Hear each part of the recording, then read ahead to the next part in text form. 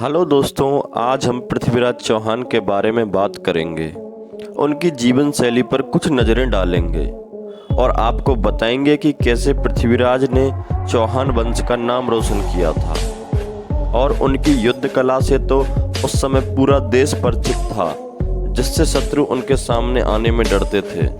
तो दोस्तों, आगे चलने से पहले आपको उनके बचपन के बारे में बताते हैं। पृथ्वीराज महाकाव्य के अनुसार उनका जन्म 1 जून 1163 को गुजरात राज्य के पाटनपत्तन में हुआ और वही कुछ इतिहासकारों के अनुसार 1168 में अजमेर के राजा सोमेश्वर चौहान और कर्पूरा देवी के यहाँ गुजरात में हुआ। वो बचपन से ही प्रतिभाशाली बालक थे। वे 6 भाषाओं को जानते थे। इतना ही नहीं, वे वेदांत, गणित, पुराण, सैन्य विज्ञान और चिकित्सा शास्त्र में भी पारंगत थे। पृथ्वीराज रासो के अनुसार पृथ्वीराज शब्दवेदी बाण छोड़ने में भी निपुण थे। जब पृथ्वीराज चौहान 13 वर्ष के हुए तो उनकी पिता की मृत्यु के बाद उन्हें अजमेर के राज सिंहासन पर बैठा दिया गया था। पृथ्वीराज चौहान के बहादुरी के किस्से में यह भी किस्सा है कि उन्होंने एक बार बिना किसी हथियार के शेर को मार गिराया था और कहा जाता है कि वो बचपन से ही दिग्विजय के सपने को लेकर बड़े हुए थे, इसलिए उनका बहुत सा जीवन युद्धों और लड़ाइयों में ही बीता। और उनके समय पर मुस्लिम आक्रांताओं ने भारत पर बहुत आक्रमण किए थे। उनमें से एक था मोहम्मद गौरी। कहा जाता है कि जब पृथ्वीराज बच्चा था तो मोहम्मद गौरी ने सिंधु नदी को पार किया और मुल्तान पर कब्जा कर लिया। फिर मोहम्मद गौरी का पृथ्वीराज से सामना होना था। फिर क्या था, पृथ्वीराज अपनी सेना लेकर मोहम्मद गौरी पर टूट पड़े और मोहम्मद गौरी को 17 बार आक्रमण में हराया।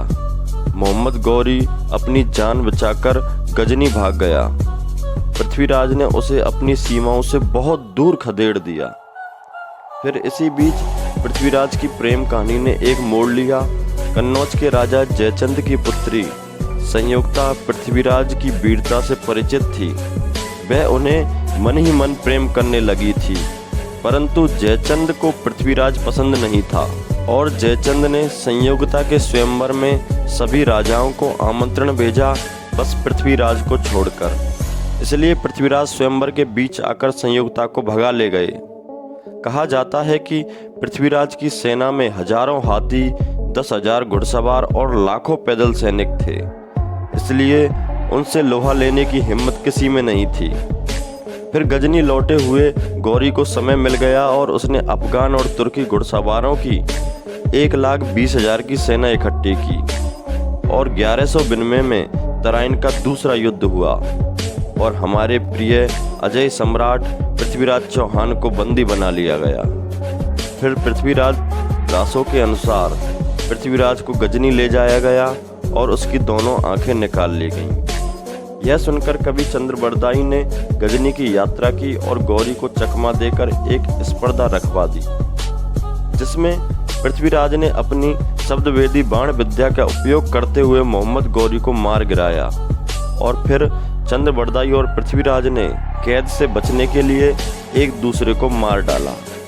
इस तरह पृथ्वीराज को समय के साथ एक वीर हिंदू देशभक्त योद्धा के रूप में याद रखा जाता है, जिसने मुस्लिमों के खिलाफ लड़ाइयाँ लड़ी। तो दोस्तों, कहा जाता है कि उनका शासन पंजाब, हरियाणा, राजस्थान, एमपी से लेकर दिल्ली में भी था। यह थी हमारे प्रिय अंतिम हिंदू सम्राट पृथ्वीराज की कहानी। दोस्तों, अगर यह कहानी आपको अच्छी लगी हो तो वीडियो को लाइक और शेयर करें और इस कहानी से देशभक्ति की शिक्षा ग्रहण करें। और दोस्तों, हमारे चैनल को सब्सक्राइब जरूर कर लें।